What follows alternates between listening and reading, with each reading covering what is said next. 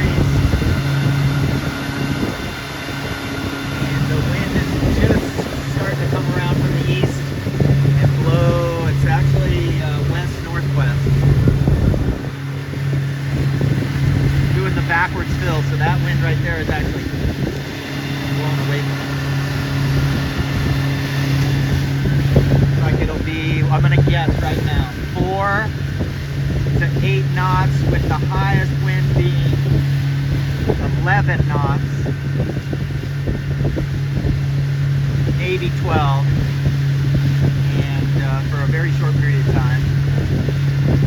And I don't think the right is going to be as dominant today. Those are my predictions. I think it's going to be a little more of a play and shift day unless the wind comes down the bay like yesterday. I think the wind's going to come more over there, 270, 290, instead of 290 to 310, 315.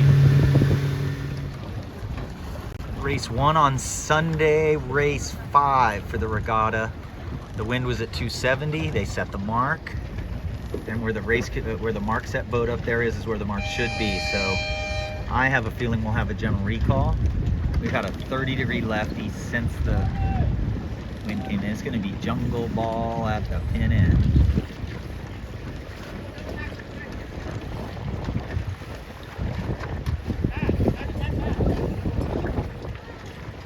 This race is probably going to be a general recall anyway, so they don't have to like abandon right now because they're laying the mark on port tack. But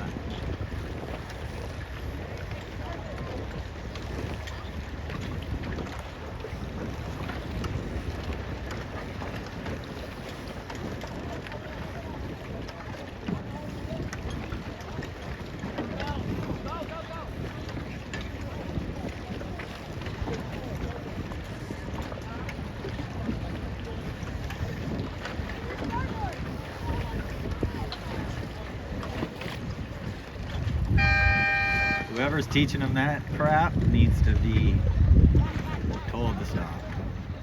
I mean, that is just absolute crap.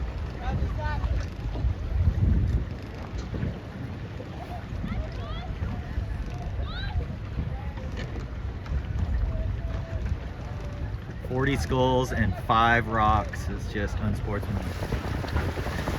Race 1. 7 minutes on port, 6 minutes on port, 3 minutes on starboard probably. So it's a little bit of a skewed course, but you know, it's not laying. Peter is just going all the way to ley line. Port tack's been lifted the whole time, so he set himself up ahead into leeward and just waiting for a right shift. And then he's just going to come ripping across on starboard, overstood just a little bit. It's a good idea to overstand when you're in the top 5, just so you don't end up getting lee bowed or somebody crosses you and tacks in your face. If you're winning the race, you're trying to lay it barely. I think he overstood by a little too much, but it is deceiving here. Race 1 on Sunday. So no throwouts counted yet. Again, remember race 1 on Sunday was a long port tack, so your starting strategy would have been to start right underneath somebody and beat them to port tack and not have somebody on your lee bow going on port. So it looks like Peter overstood. He's reaching a little, but it turned out to not be too bad. Pete Bush did the little bit better move.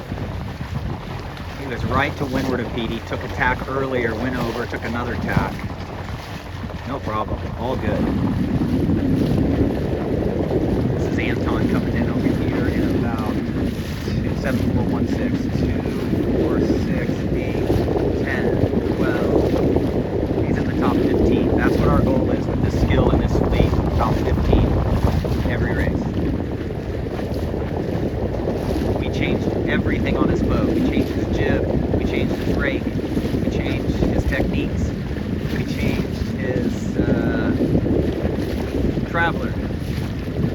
We tightened his rudder. His rudder wasn't tied down tight enough. Just absolutely went over his boat. Fine-tooth combs.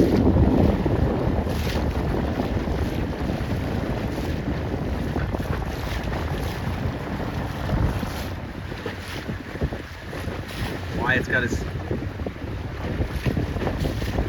Santa hat on.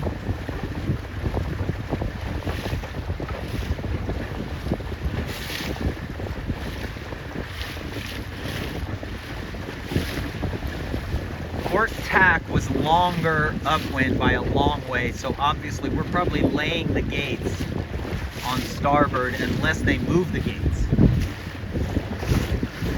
It does look like maybe they moved the gates, so starboard is closer to the marks, but not by a ton. So good job by the race committee there. Where did our boy go? Blue spinnaker in there.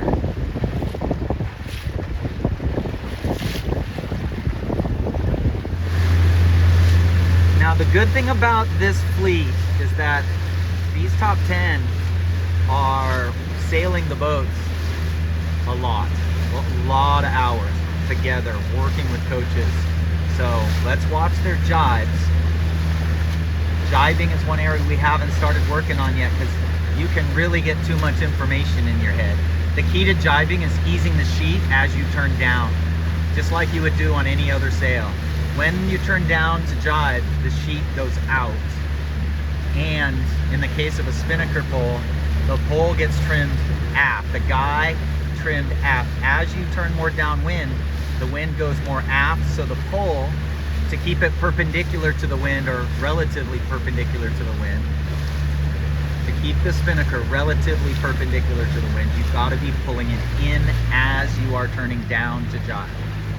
Okay, so again, watch these guys. We'll see anybody who jibes. We're gonna watch their spinnakers flying, and as they turn down, the sheet is going out and the guy is coming back. Let's see. This guy's jibing. See how the spinnaker's already on the new leeward side. Now as we get down to this part of the course, you got to lower your poles a little, and you've got to just make sure you're sailing on the pressure on the sheet. You got to have pressure in the sheet, just going high enough to have pressure. You can't sit there and have it through. 230 up here, 235, and Viper sitting. I need to go, further south. Did not. Just a little bit. I wasn't able to video. I'm going to video a lot of jibes today. Okay, so let's look at the sailor's trim. His jib is not way inside the spreader tip. And he plays his main a lot. He pumps his main, it looks like. Not now, so he's doing good. Yeah, his traveler is not too tight. He just lets it out a little and pulls it right back in. He just lets it out, the boom goes straight up. The leech telltale flies a tiny bit, and then he pulls it right back in. Setup today is very much like yesterday. You couldn't have the mainsail to twist it off. You just lose too much power. You can't tack underneath here. It would have been better to stay in bad air a little longer for that guy, but anyway. I think her jib looks too open. I think she needs more windward sheet on. I think the leech of her jib it's got to be inside the spreader in these conditions. His main is going out a little too far when he eases, that's all. Doing well, he's in the top 10.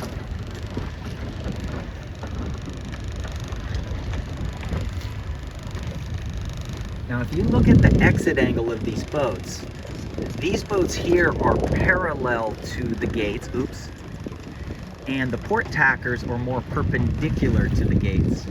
So this ends further upwind by a good amount. Yeah, look at this angle. I mean, if this was a starting line right here, you'd definitely be starting here. Look at the race committee flag. There's no righty coming here.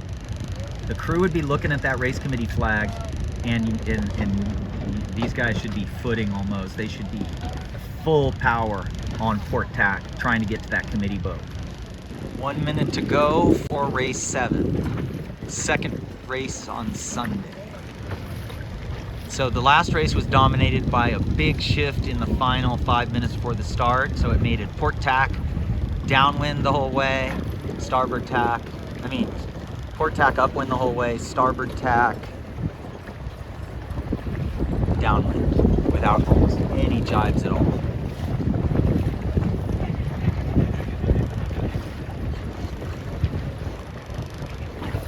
some of the rudder work is necessary to avoid hitting the boats to leeward of you.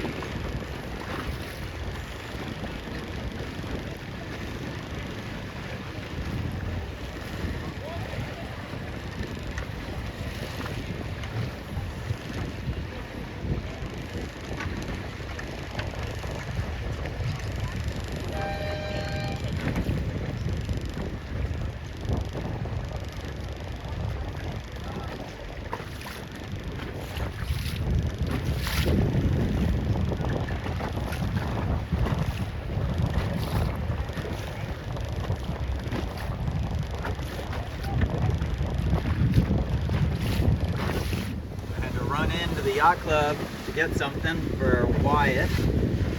Got out here just at 1 minute for the race 3 for today, for Sunday.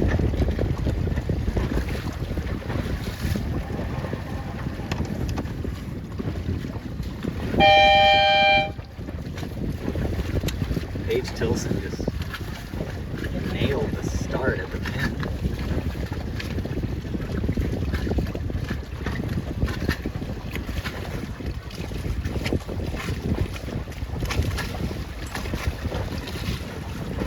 Like pins favored. See those boats crossing pretty easily. So line sight would be trees. See that? So I want to get right on the line. And this puts me about 5 feet below the line. See the edges of the palm trees there.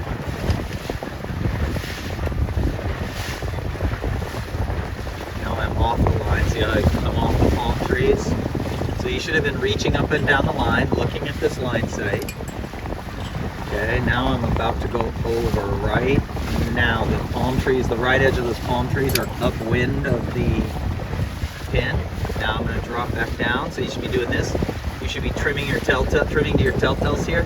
You would have noticed that going this direction parallel to the line. Now I'm below the line. Now I'm safe on the other palm trees. I'm safe. So you'd been going 10, 9, 8, 7. You'd have been right here. 6, 5, 4, 3, 2, 1, and then you get into the other palm trees there. So when the U flag's up, using the line sight is easy. Reaching down the line on starboard, you'd have noticed you'd have been on more of a close reach, and reaching down the line on port, you would have been more below a beam reach, meaning that the pin end was further upwind. So you got to be reaching up and down the line between races pretty regularly. Some penalty turns made.